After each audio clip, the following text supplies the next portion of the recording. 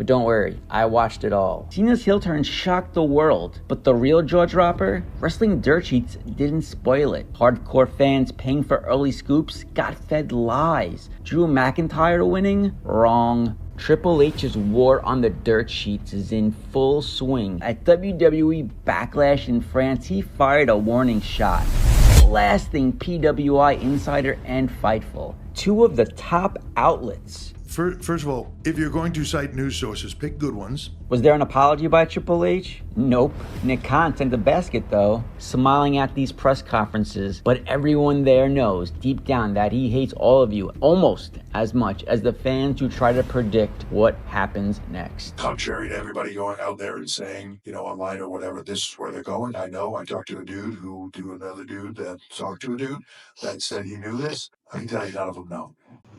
None of them know. 5 years ago, Cena's turn would have leaked fast. Now, total blackout. The latest buzz says Cody nixed the heel switch. Really? Cody's a yes man.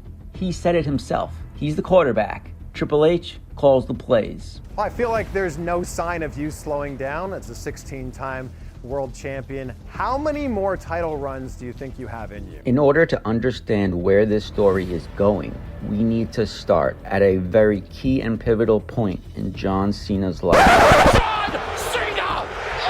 History at the Royal Rumble! John Cena won his 16th championship. It was January 2017 against AJ Styles at the Royal Rumble, tying Ric Flair's record. If someone's going to get that record or tie it or would ultimately break it, I couldn't be happier for John Cena. He held the belt for just 14 days, losing it to Bray Wyatt at the Elimination Chamber. Speaking to beloved podcaster Chris Van Vliet later that year, Cena shared how much Flair's legacy meant to him, and nearing 40, he admitted he didn't have much time left either. I know that at 40 years old and 15 years in the WWE now, it's been a long journey. And couldn't wrestle as often anymore. A truth wrestling fans might wish Chris Jericho would echo. I have to find my grit every day to keep working hard to keep up with all these young, strong guys. There at WrestleMania 28 and 29 when The Rock passed the torch off to you, and he had that torch passed to him from Hulk Hogan at WrestleMania 18. Are you ready to pass that torch on now? 7 years later, John Cena is officially retiring.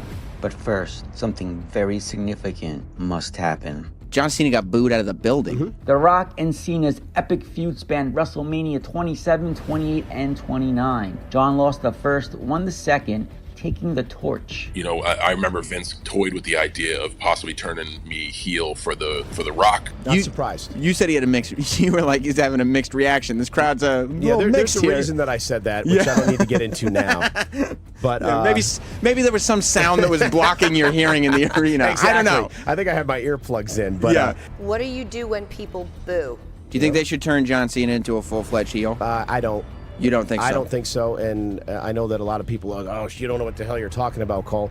He drives our company. We thrive off of our live audience. You, what do personally. I do? I smile. When people boo at you. I smile. I love it. You love it. I mean, he's been here 10 years. People love him. Kids love him. There's nobody close that sells the amount of merchandise that John sells. I do. I genuinely do. Do you want to be a bad guy? Rock's fresh. Yeah. He's here and he's not here. And John's here every week. And he's in the trenches every week. And I think that people like fresh. That's not my job. That's not my job. But do you kind of wish it was every now and then? I'm a creative guy. I'm a creative guy, and I love to ride the wave of excitement that our live audience provides. Here's a good answer.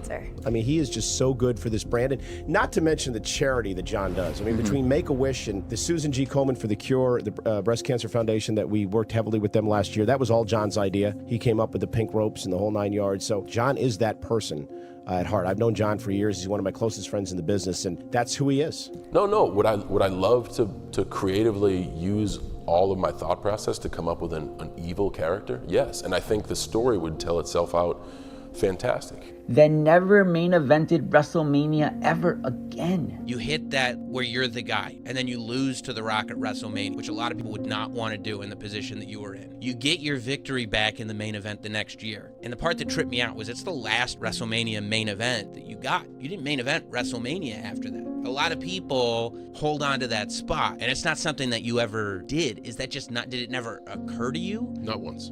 That is not how I operate. John Cena in the WWE existence is quite easy for me to define. Superman. And I don't mean like I'm stronger than everybody, I can outrun a speeding train, or I'm stronger than a train or faster than a bullet, whatever. I mean, Superman acts with pure virtue.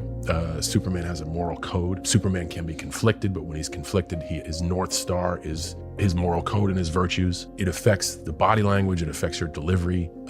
You spoke, you're like, man, I don't know when you're off script and when you're on script. Neither do I, because you just get out there and you feel the energy. Now, over the years, there's been a difference in Superman. The Superman of the 2012, where, man, did they want CM Punk to win the championship because everybody was sick of me winning. They were sick of Superman, which is the forever problem with Superman. He's too good. Too good. Here you have this guy that's been so patient and so open with such a versatile audience for so long. Everyone has their limit and everyone has their breaking point. Is this as close to a heel turn that we didn't get in WWE? I think this is a beginning to showcase the fact that it's possible. To play the same character for a long time that's a challenge. Falling into another character, taking off the jorts every once in a while and showing my ass on television. Like, it's fun and it's imaginative, and it also keeps the passion for WWE. If they change my character heel or babyface or not, it doesn't matter, because I have these other outlets that I can express those emotions that I want to do. So I just really had to change my perception, and that came with tremendous failure. John is on his retirement tour, and let's check out how he explained his goals. Now it's an older Superman who is looking in the mirror and saying, I was this, I'm not this anymore. What am I now? Homelander. I'm trying to figure it out. Trying to figure it out. How do we know you're not Homelander? How do we know? How do we know?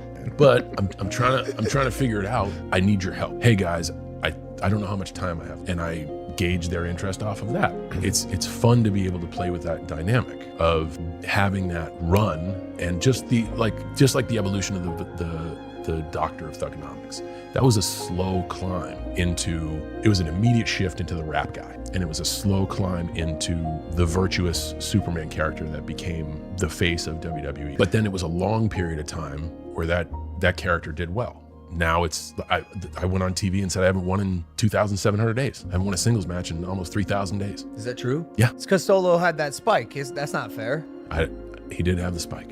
John. Wasn't my night. I finished second. John Cena has had many public conversations about what his heel run could look like. I am like a surface WWE fan, and even I have scripted your heel turn. Like I have a way it could happen. It would be awesome if I was champion. It would be awesome if I was a bad guy. I never saw you doing this. I love that because it's a testament to how well we did in WWE. And like, oh, you're just the good guy. That's what you do. I'm a human being. I have emotions. I have sadness. I have despair. I have guilt. I have shame. I have anger. Just like happiness, excitement, love, like all that stuff. You just need an avenue to show it. WWE just wasn't that avenue. How close were you to turning heel? Real close. Around what time period? Cena Rock 1. Oh. I got word that they were going to do it.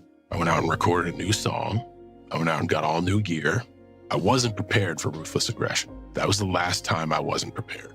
And I mean, I heard rumblings of, we're gonna do it. And in 48 hours, I had a new track, a new studio mix, theme song, final mix. I had 7 new singlets, low-cut singlets with boxing type robes. I already had the boots in storage, so I dusted them off. I was ready to go, and already thinking about what I could do with the story. Okay, what is a heel? A heel is not just new gear. The objectivity or the message behind the singlet and the boxing robes and the boots is its exact opposite of what you saw with the street gear. For the Rock 1 in Miami.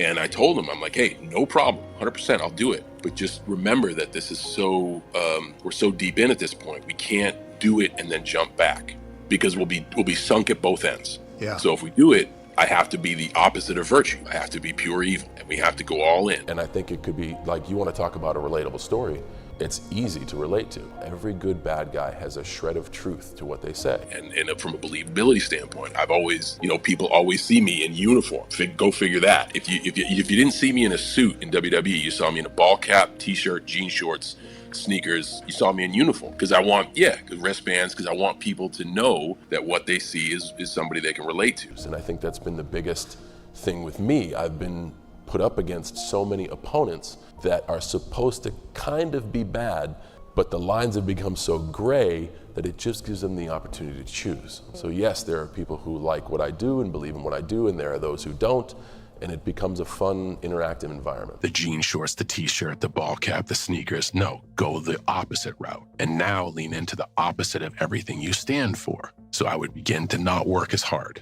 I would show up less. I would be untrustworthy, unloyal. I would lack respect in what I did. Like, all you have to do is turn that on its... I would give up a lot. I would, all those things you can take and make interesting stories. And this is the stuff that's running through my head. It's like, how can I take the intellectual property that people are familiar with, twist it? So it's like, this guy's insane.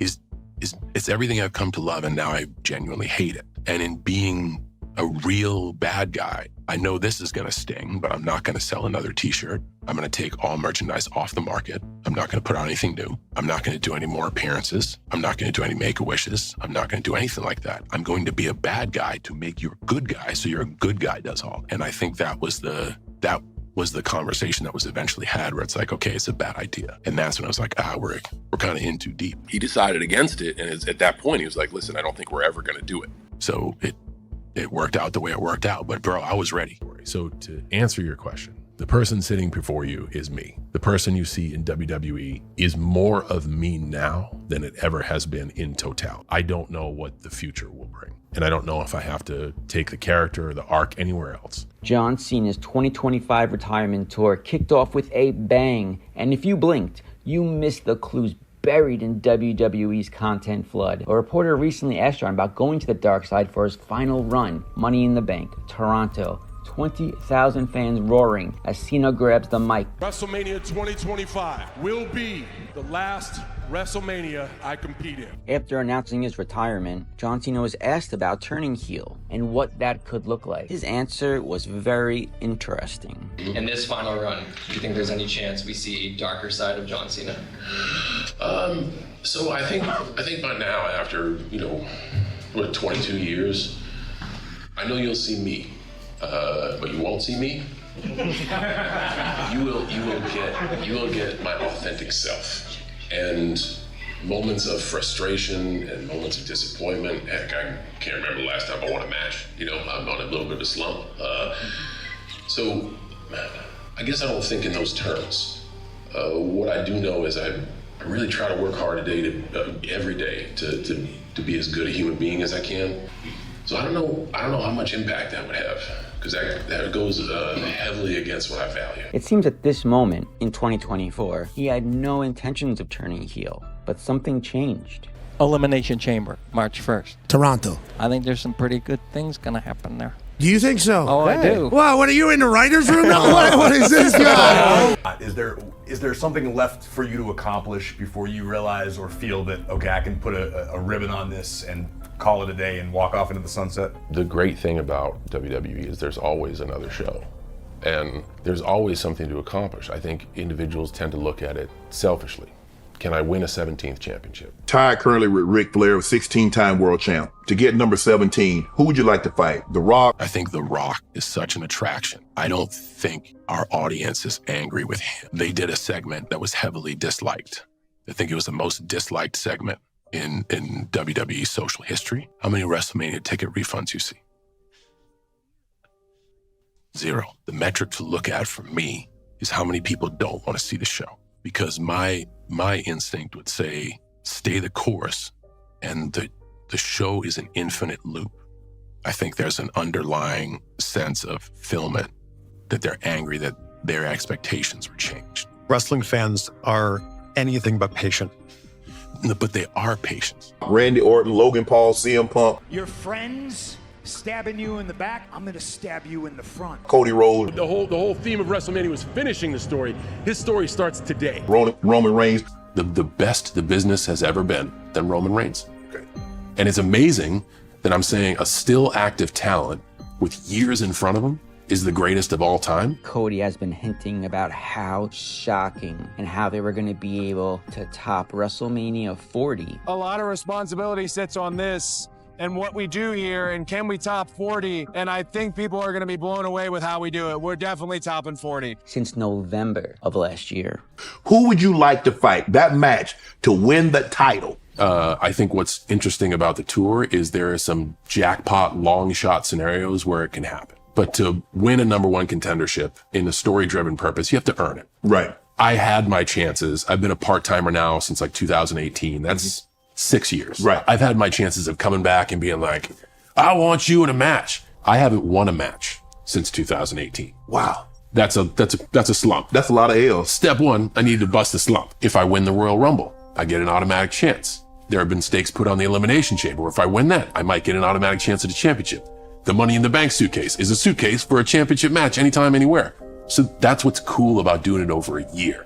There are these lottery chances where I could be like, yo, he may break the record. In the shoes of John and how he would approach challenging the face of the WWE. Luckily for us, we have a great example of this. Please welcome the new face of the WWE and the man who will face John Cena and bring legitimacy back to the WWE. First he beat the streak, and then he killed you. Yeah. At the SummerSlam after, and after that, it was like Brock kills everybody. Days after Lesnar beat The Undertaker's streak, John Cena recounts a pivotal moment from SummerSlam 2014. When you find out, here's the plan, Brock's gonna kill you, and then Brock wins. Yeah. And that's the story. Are you going, huh, that's the story? Or are you like, okay, it's time to make Brock. This is good. You see, Lesnar had dinner with Steve Austin the night before and pitched an interesting idea for John Cena. Brock is one of the most giving performers when it's his time, and he will make anyone look great. But I remember Brock being like, hey, you know, I had dinner with Steve Austin last night, and we came up with this idea where I just start suplexing you and don't stop, and then beat you. I said, yeah. He said, what do you mean? I was like, well, we both collectively agreed that you just beat the streak. We ruin that if we have a 50-50 match. It's not my night, kid. Arn Anderson in the back of my head. I hope he understands the influence he had on my wisdom of this. How do you showcase the enormity of that win? How do we not waste the Undertaker's streak? It's not just Brock winning a match. It's all those matches that he had to lead up to losing. If I go out and have a 50-50 match and he just sneaks over, we wasted all that. But if you take that unbelievable feat with another unbelievable feat, now we have passed the energy. And that is how you make someone. And then that someone can make others. And that's how the business works. You have to be able to work together. It was about trusting WWE's vision to build something bigger. He took the loss, got humiliated, and smiled through it. I don't know. All right, let's get weird. We need you to build a WrestleMania program with The Undertaker. He's never going to be there. And by the way, for the first half of the show, you got to be a fan. Losing in less than 2 minutes to an aging Undertaker at WrestleMania. No problem. How does that work? I don't know. You just talked about a wonderful moment in MetLife Stadium. Yeah. I was on first this year. Yeah. Yeah, you were. Yeah. Hey, okay. And by the way, if you're keeping score, I finished second place. Yeah. Because again, there's a lot of different perspectives, right?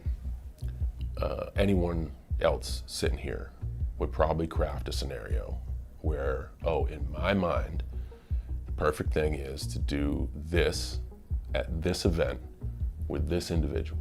You're watching a handoff in real time. You're watching it, and everyone to put their own flavor on it. And the individuals involved, John Cena, I talk about him a lot in the media, and I kind of feel bad because I know he'll read like everything you say, and I'm like, oh man, I don't want him to think I'm just like always blowing smoke. But John was truthfully my guy. I drove him around for, I don't know, 2 years before he got his big tour bus, and I never positioned myself as, hey, teach me, John, teach me, John.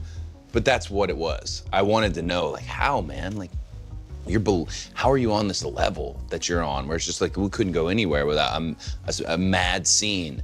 And he was just the absolute best teacher, the best advice ever, without making it a teaching moment. Every car ride was worth its weight in gold. So to have him involved, massive. It could be like, I'd like to help Roman Reigns become a larger global phenomenon. I would like to be Austin Theory's mentor. I would like to do as many live events as I possibly can because physically I'm able to do them. Here's what I want to do. Like, I get my merch sheet still of what I sold in the Garden, percentage, all this. I'll tell you who I send it to is Cena. And it's never unbelievable, great job, you're there, you've made it. It's always, well, why don't you check the other shows you're not on, see how you're doing. They're like, come on. And just give the yield of trying to give whatever I have left to an audience that cares while they care. I don't look at accomplishments in a perspective of, I need to win another championship. I need to do this. I just need a chance to get out there in any capacity. And then I want to be able to take that, okay, what's the hand I've been dealt? All right, I'm gonna try to play this the best I can. So I think instead of trying to craft every situation to how can I look the strongest or the best, I look at every situation of how can we make this the best situation. Oh. I don't think I'll ever run out of things to possibly accomplish. The sad struggle that I have every day is I'm 46, I'll be 47 in April, and everyone is so skilled that I can't do the things I used to do anymore. And I don't know if you've been watching my stuff, but I don't do that much.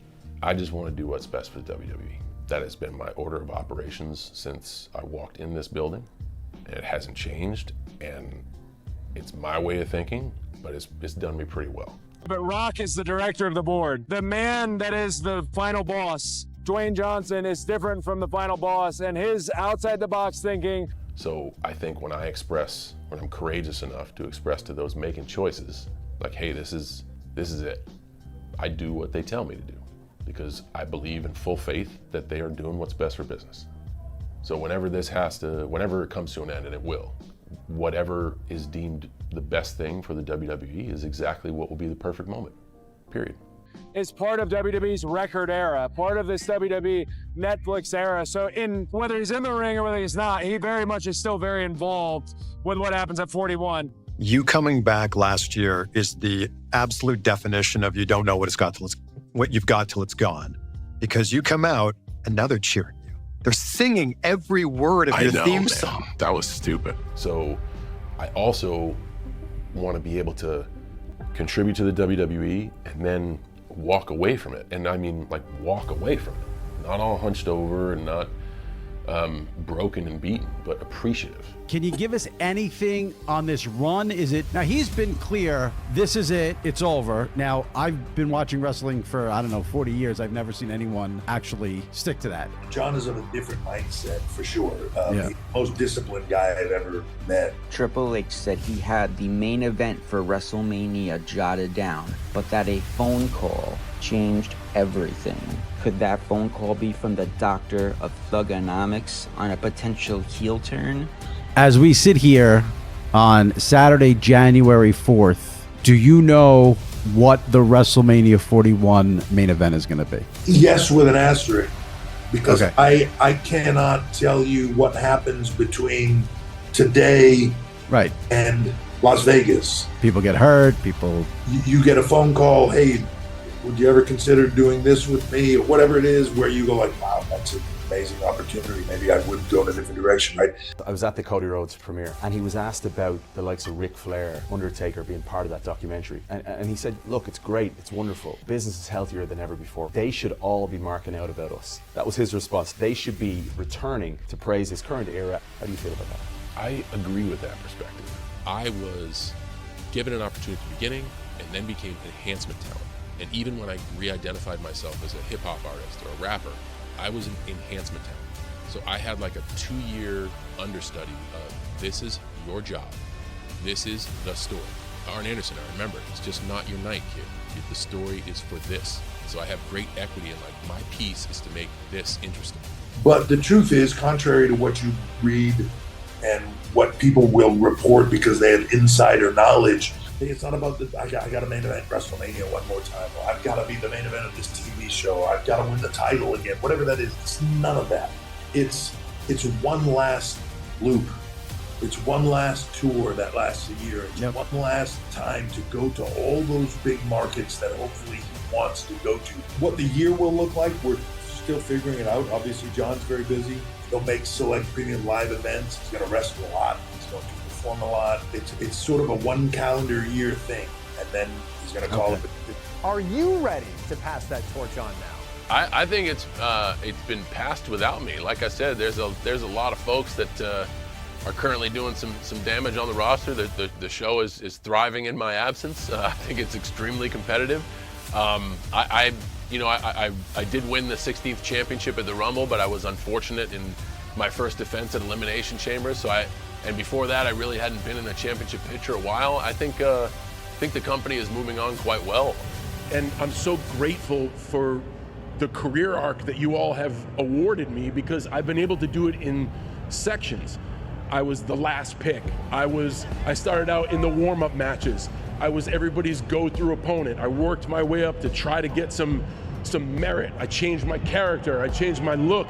Then I couldn't lose. And then if Cena loses, we riot. And then it became very polarizing. Then I became Superman.